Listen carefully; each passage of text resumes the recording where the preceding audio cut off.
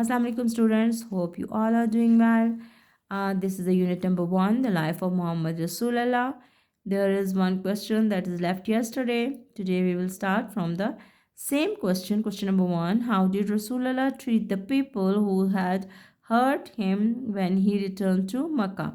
And the answer is he forgave them and showed mercy, letting them go free. So this is the question. You have to write down this question in your neat notebook. And now there are some fill in the blanks. You have to solve these fill in the blanks with the help of word bank that is written in your book. आपकी book में word bank दिया गया है जिसकी help से आप इस exercise को फिल आउट करेंगे. यहाँ जो ब्लैंक्स दिए गए हैं, फर्स्ट रसूलुल्लाह was born in the city of dash. इस डैश में हमने क्या लिखना है कि रसूलुल्लाह कहाँ पैदा हुए. He was born in the city of Mecca. Number 2, he belong to the noble tribe of Quraysh. यहाँ कुरैश को अंडरलाइन किया गया है और हमने लिखा कि वो कौन से नोबल ट्राइब में पैदा हुए, that is Quraish.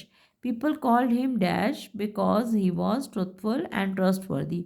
So truthful and trustworthy को देखते हुए हमने यहाँ जो वर्ड चूज़ किया that is Al Sadiq and Al Amin. Number 4, when life became difficult in Mecca, जब मक्का के अंदर ज़िंदगी मुश्किल हो गई, देन रसूलुल्लाह माइग्रेटेड टू डैश. रसूलुल्लाह कहाँ चले गए, he migrated to Medina. Number 5, रसूलुल्लाह is known as dash for all the world. रसूलुल्लाह किस बात के लिए जाने जाते थे कि उन्हें क्या कहा गया, वो सारी दुनिया के लिए क्या है. He was mercy for all the world. So the next question is underline the silent letter in each word. यहाँ पे कुछ वर्ड हमारे पास मौजूद हैं लेकिन इनमें से कुछ लेटर्स ऐसे हैं जिनकी साउंड हमें सुनाई नहीं देती. For example the first word is knee. In the knee हमें फर्स्ट साउंड जो सुनाई दे रही है दैट इज न. सो के की साउंड हमें सुनाई नहीं देती, के को हमने अंडरलाइन कर दिया. Then next word is write. Write में हमें फर्स्ट साउंड किस चीज़ की सुनाई दी, र. मीन्स कि हमें डब्ल्यू की साउंड सुनाई ही नहीं दी. So we should mark the W. In the next letter listen. Listen में हमें टी की आवाज़ सुनाई नहीं देती, हमारे पास स के बाद अ की आवाज़ आ जाती है, लिसन. सो टी साइलेंट है, टी को हमने अंडरलाइन कर दिया कि टी की साउंड हमें सुनाई ही नहीं दी.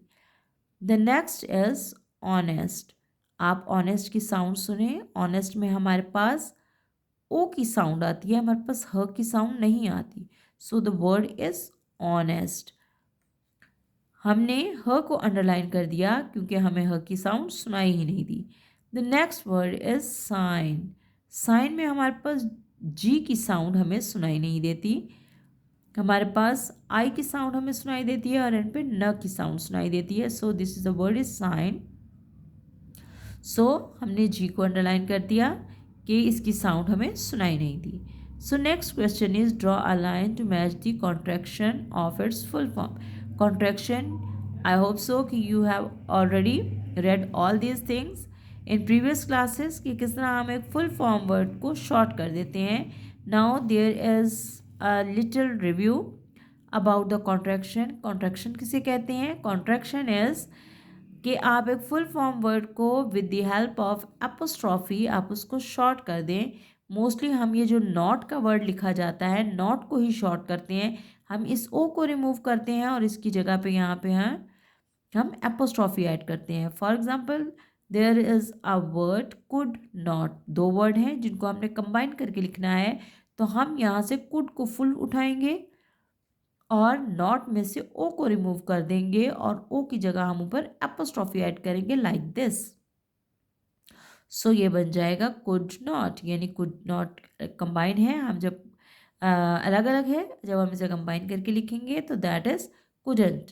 सो the next is will not. Will not अलग अलग लिखा हुआ है, जब हम इसे कंबाइन करके लिखेंगे तो it is called want. Not को हमने यहाँ से चेंज किया, विल को हमने सिर्फ डब्ल्यू यहाँ से लिया और ओ हमने ऐड किया यहाँ पे और शॉर्ट फॉर्म में हमने इसे लिखा won't. Then next is did not. Did आप फुल फॉर्म लिखेंगे यहाँ पे और नॉट को आप ओ को रिमूव करेंगे और उसकी जगह एपोस्ट्रॉफी ऐड करेंगे तो यहाँ डिड नॉट आ जाएगा. The next is can not. Can not को कंबाइन करेंगे तो हमारे पास वर्ड आएगा कैंट।